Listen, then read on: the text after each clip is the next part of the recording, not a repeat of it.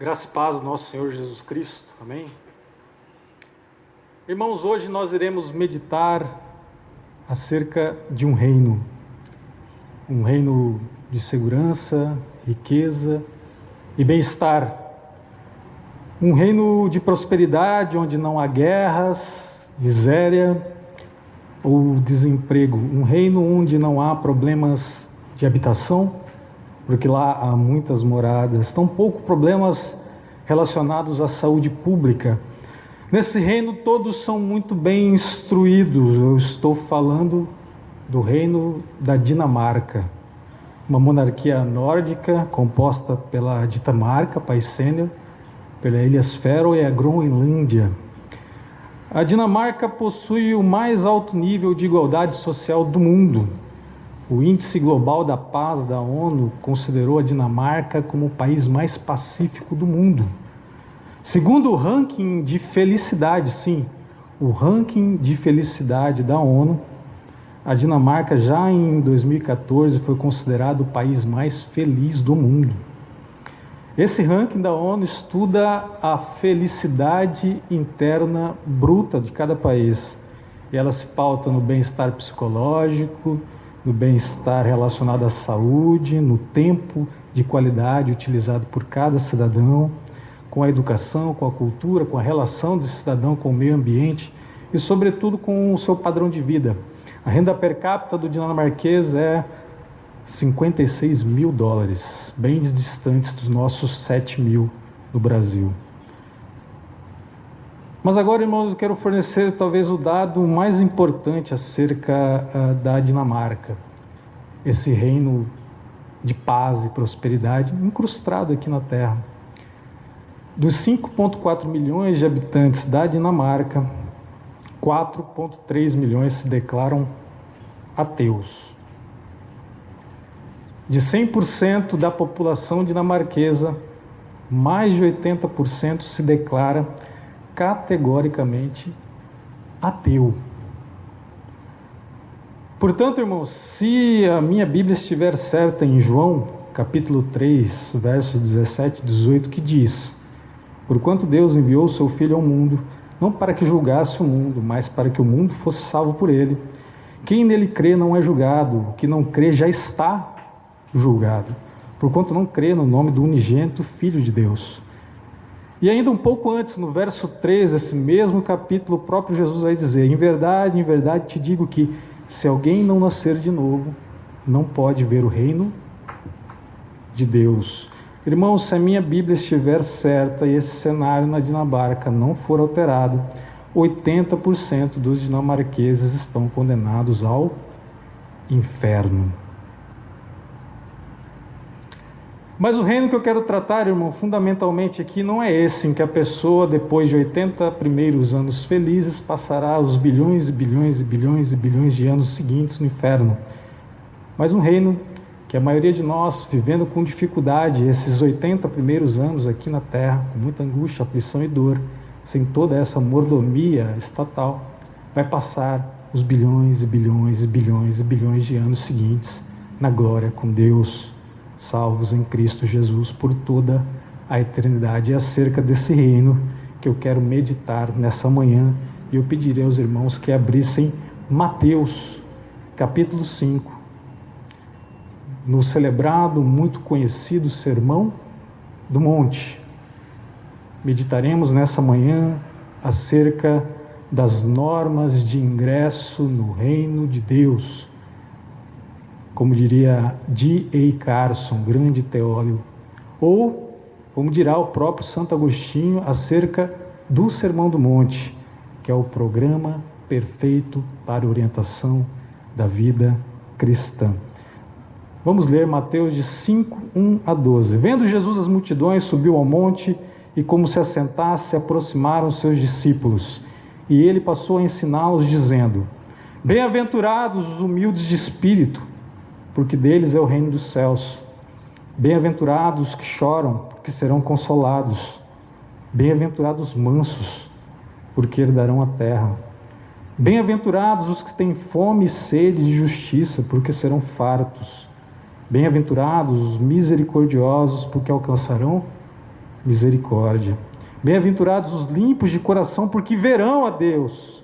Bem-aventurados os pacificadores, porque serão chamados filhos de Deus. Bem-aventurados os perseguidos por causa da justiça, porque deles é o reino dos céus. Bem-aventurados sois quando, por minha causa, vos injuriarem, vos perseguirem e, mentindo, disserem todo mal contra vós. Regozijai-vos e exultai, porque é grande o vosso galardão nos céus, pois assim perseguiram os profetas que viveram antes de vós. Irmão, nós precisamos fazer, diante do Sermão do Monte, duas perguntas iniciais. De que trata o Sermão do Monte? Trata, em regra, do reino de Deus. Levi Mateus, o autor do Evangelho de Cristo, segundo a sua palavra, escreveu o Evangelho de Mateus com a contrição, com a modéstia, com o pudor e o escrúpulo, tirando a palavra Deus, muito cara ao povo judeu, e colocando os céus. Mas, em regra, reino de Deus implica reino dos céus. Portanto, embora o uso seja reino dos céus, Mateus, aqui no Sermão do Monte, usa a descrição de um reino de Deus, mesmo usando a expressão reino dos céus. E o mais importante vem agora, irmãos, acerca de que é esse reino de Deus. Em primeiro lugar, a gente deve ter em mente que trata-se de um conceito dinâmico e não espacial. Trata-se de estar debaixo do senhorio de Deus, debaixo do domínio espiritual de Deus. Ao invés de termos sobre nós fronteiras geográficas limitando a nossa entrada e saída, é a vontade de Deus que coloca sobre nós o domínio da palavra sobre a nossa conduta. Estar no reino de Deus é estar debaixo da vontade de Deus neste mundo. Em Mateus 28:18, Jesus, aproximando-lhe, falou-lhes: toda a autoridade me foi dada no céu e na terra. Entretanto, desde a instauração do reino com a vinda de Cristo, nós teremos só a consumação com novos céus e novas terras a partir da consumação que é a volta do Senhor Jesus Cristo. O reino de Deus, portanto, é um domínio espiritual, meus irmãos, em que ingressamos. É estarmos desde já vivendo como embaixadores de Deus aqui na terra, até que tudo esteja consumado com a volta de Cristo. Mais até do que isso, o reino de Deus é entrar na verdadeira vida. O reino de Deus é ingressar na vida eterna desde aqui. Vejamos, irmãos, e se teu pé te faz tropeçar, corta-o. É melhor entrares na vida.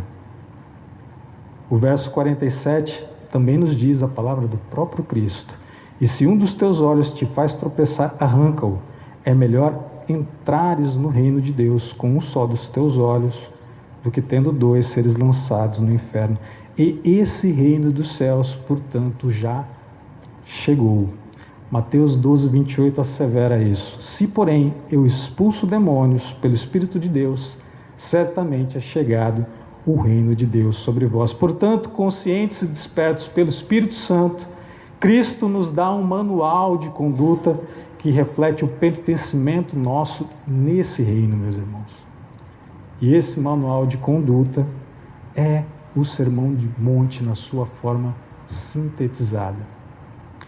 E Jesus Cristo, tal como Moisés esteve no Egito, tal qual Moisés que foi experimentado no deserto, tal qual Moisés que subiu ao monte para pegar o decálogo, Cristo vai ao monte para nos dar regras de conduta para uma vida cristã perfeita. Vamos meditar brevemente, irmãos, nessas bem-aventuranças. Verso 3, quero que os irmãos acompanhem comigo a leitura e a exposição dessas bem-aventuranças, que é a chave de ingresso no castelo, que é o castelo do reino de Deus. Bem-aventurados os humildes de espírito, porque deles é o reino dos céus. Humildade de espírito significa o reconhecimento pessoal da nossa incapacidade de se achegar a Deus com alguma razão e com algum mérito. É o reconhecimento, irmãos, da culpa na voz do publicano pecador que diz: ó Deus, tem misericórdia de mim. Humildade de espírito significa um espírito de pobre, uma pobreza de espírito. Alguém que se achega aos pés do Salvador sem nenhuma capacidade para tal. Humildade de espírito significa também a nossa confissão sincera e genuína que temos para viver e vencer somente em Deus as dificuldades da vida. Exemplificada num personagem histórico muito caro a essa bem-aventurança, Gideão, irmãos, que eu queria ler rapidamente em Juízes 6, 14 e 15, na boa tradução da linguagem de hoje. Então o Senhor Deus ordenou a Gideão: vá com toda a sua força e livre o povo de Israel dos medianitas. Sou eu quem está te mandando. Gideão respondeu: Senhor, como posso eu libertar Israel? A minha família é a mais pobre da tribo de Manassés, e eu sou a pessoa menos importante da minha família. É uma condição real acerca de nós mesmos em espelho quando lidamos com Deus. Saber da nossa grandeza, que é pura pequenez, quando comparadas ao Deus dos deuses, Senhor dos senhores. Ser humilde de espírito significa ter pobreza de espírito, aquela pobreza que impede que nos enchamos de orgulho, de arrogância. Espírito também, em grego, irmãos, implica vento, sopro. E não é muito incomum que o orgulho seja implicado às pessoas ainda hoje como um inchaço de uma pessoa que está cheia de ar. Como na brincadeira entre crianças, quando um briga com o outro e diz: você pegou ar daquilo que eu te disse. Inchado. Soberba de espírito, orgulho. Pobreza de espírito, a primeira bem-aventurança deste reino. A estes Deus dá como patrimônio o seu reino. Sigamos, irmãos. Bem-aventurados os que choram, porque serão consolados. Por que choramos? Qual é a motivação do crente no reino de Deus para o seu choro? Na tristeza que alguém começa a reconhecer quando lida com a santidade de um Deus. É a visão de Isaías em 6:5, quando vê a glória do Deus Todo-Poderoso e se sente devastado. Tem sua motivação também, irmãos, nosso choro nas injustiças do mundo, no estupro da criança, na crueldade mais brutal, no assassinato do inocente, tudo aquilo que faz pessoas santas, sensíveis às coisas de Deus, chorarem. A esses Deus dá o consolo da salvação eterna, conforme Marcos 10:45, pois o próprio Filho do Homem não veio para ser servido, mas para servir e dar a sua vida por resgate de muitos, esses muitos que choram e são pobres de espírito. Sigamos, meus irmãos. Bem-aventurados os mansos, porque herdarão a terra. O que é ser manso? Ser manso é pôr os interesses do outro acima dos nossos. É abrir mão dos nossos direitos em função do amor. Ser manso está aqui em Gênesis 13, de 5 a 8.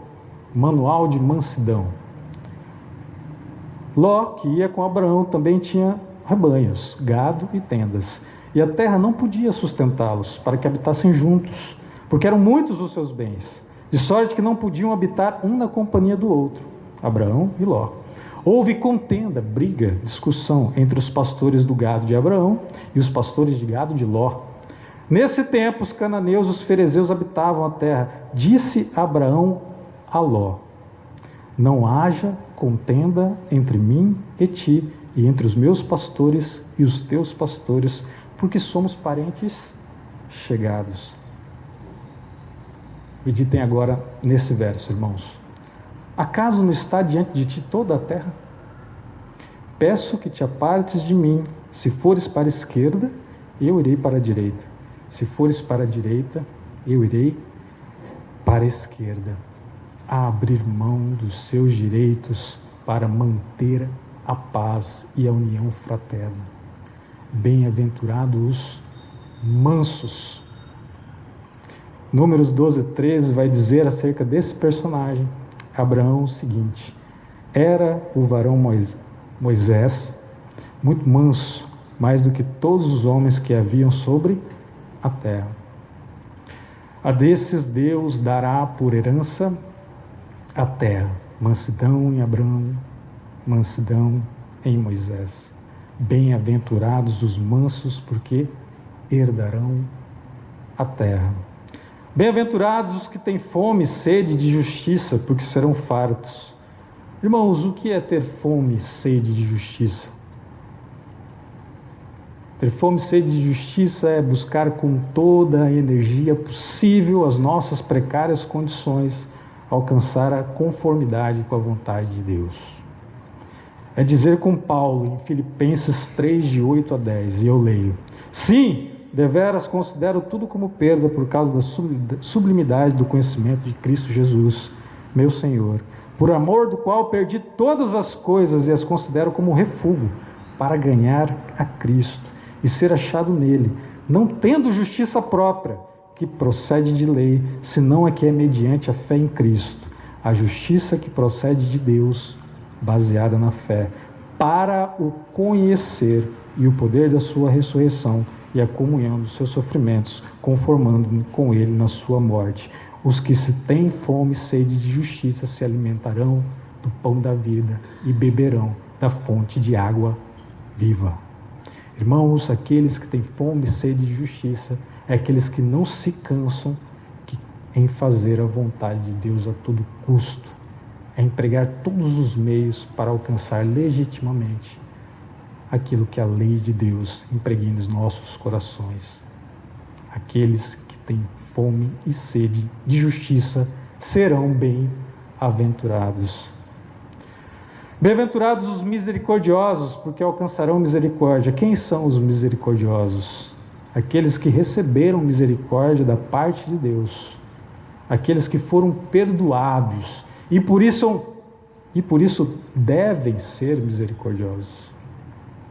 Perdoai as nossas ofensas, assim como nós perdoamos a quem nos tem ofendido. A misericórdia, irmãos, não é uma condição de nós para aqueles que não dependem de nós. É uma regra de conduta que a gente deve dar, sobretudo àqueles que não podem dar nada em troca a nós. Aos marginalizados, aos famintos, aqueles que nada podem. Misericórdia reflete como tratamos aqueles que precisam de misericórdia, sabendo que nós mesmos somos dependentes dessa mesma misericórdia em relação ao nosso próprio Deus. Bem-aventurados misericordiosos, só assim alcançaremos misericórdia. Bem-aventurados os limpos de coração, porque verão a Deus, terão a vision Dei, verão a Deus. O que é ser limpo de coração? É ter pensamentos do alto, pensamentos fincados no reino dos céus, quando nossa mente está em ponto morto. Quando o semáforo fecha em vermelho e você passa devagar com sua mente. Não a última discussão do escritório, não a última fofoca na família, não a última pornografia no outdoor, mas pensamentos que vêm do alto, nascidos em uma mente sem mancha, limpos do coração. É conseguir traduzir a devoção de Deus na forma de pensamentos, irmãos. É conseguir ter hábitos exteriores que refletem hábitos interiores de jejum e oração. Aqueles sem mancha na consciência conseguirão ter a visão de Deus. Bem-aventurados os pacificadores, porque serão chamados filhos de Deus. Quem são os pacificadores? São aqueles que estabelecem a paz. Portanto, não são eles necessariamente pacíficos, mas são aqueles que produzem a paz. É ter ações conforme o príncipe da paz, que restabelece a ligação de Deus e os homens. Ser bem-aventurado na pacificação significa acalmar tensões, irmãos. Diminuir a temperatura onde nós chegamos. O pacificador é aquele que orienta a família para que não tenha discussões, que se coloca no ambiente de trabalho como um ponto de serenidade. É aquele que busca soluções, pois sabe que a ira humana não produz justiça. Como diz o evangelista Tiago, é aquele, irmãos, que abaixa o tom de voz quando todos à sua volta erguem e começam a falar alto. O pacificador é aquele que reflete a visão do Pai. A serenidade de Deus está na sua conduta. É aquele sujeito bem-humorado que leva tudo conforme a manifesta graça de um príncipe que se orienta pela paz. Bem-aventurados pacificadores. Bem-aventurados os perseguidos por causa da justiça, porque deles é o reino dos céus. Irmãos, o que é ser perseguido por causa da justiça? É o crente de 1 Pedro 3,13. Eu leio: ora, quem é que vos há de maltratar, se fores zelosos do que é bom? Mas ainda que venhais a sofrer por causa da justiça, bem-aventurado sois. São aqueles que escolheram um modo de viver conforme Cristo e por isso sofrerão os mesmos reveses que Cristo sofreu. Essa bem-aventurança, irmãos, é o teste de pertencimento ao reino de Deus e fecha a moldura das bem-aventuranças do cidadão do reino dos céus, que começa pobre de espírito e termina perseguido, mas ciente da sua salvação eterna e da sua vida em plena comunhão com Deus. Irmãos, para encerrar, eu queria voltar à felicidade dos dinamarqueses. O ranking de felicidade que a ONU criou para estabelecer a felicidade interna bruta dos dinamarqueses parte da premissa de um bem-estar. Como o próprio termo felicidade apregou, a felicidade do grego significa eudaimonia. E se os irmãos tiverem a curiosidade de abrir um dicionário em grego, descobrirão que eudaimonia significa uma felicidade momentânea, episódica, fugaz. Um prazer que escorre como água e que vai embora como um sopro. Felicidade, o conceito para os dinamarqueses em 2019 é algo episódico, que passa, momentâneo. Bem-aventuranças, contudo, meus irmãos, tem origem em outra palavrinha do grego chamada Macários. E se você tiver a mesma curiosidade que eu tive de abrir um dicionário de grego, vai descobrir que essa palavra se distingue de felicidade no seguinte aspecto: se felicidade é uma satisfação momentânea, bem-aventurança é uma satisfação plena, estável e definitiva. Ser abençoado, irmão, significa ser supremamente bem-aventurado. Bem-aventurança significa uma felicidade que não tem fim. Portanto, quando Deus estabelece por meio de Cristo Jesus no monte, lá na Galileia, bem-aventuranças, que são padrões de vida para estar nesse reino, Ele estabelece circunstâncias que te acompanharão por toda a eternidade. A felicidade dos dinamarqueses, meus irmãos, ela é fugidia, ela passa, ela pode durar os primeiros 80 anos, mas a nossa felicidade, que não é felicidade, mas bem-aventurança, durará por toda a vida, eterna, eterna, eterna e eterna. Irmãos, essa semana encerramos a Semana da Pátria. Talvez, meu irmão, você ter nascido nesse país chamado Brasil, com toda a corrupção, dificuldade, tenha sido a oportunidade perfeita que Deus escolhera para salvar a sua alma. Oremos ao Senhor. Senhor, nosso Deus e Pai, aqui estamos mais uma vez para lhe render graça e glória. Deus Santo, faz de nós cada dia mais pobres de espírito, cada dia mais mansos, Senhor, cada dia mais limpos de coração. Deus, sabemos que não conseguiremos alcançar tudo isso perfeitamente antes que o Senhor venha, mas faz que sigamos para essas bem-aventuranças sem desanimar, Deus. Pai, não nos dê a felicidade dos dinamarqueses que caminham alegremente para o inferno, mas nos dê a bem-aventurança que nos leva ao porto seguro da salvação. É o que te pedimos e agradecemos em nome do Senhor Jesus Cristo, aquele que vive e reina para todos sempre, Senhor. Amém, Pai.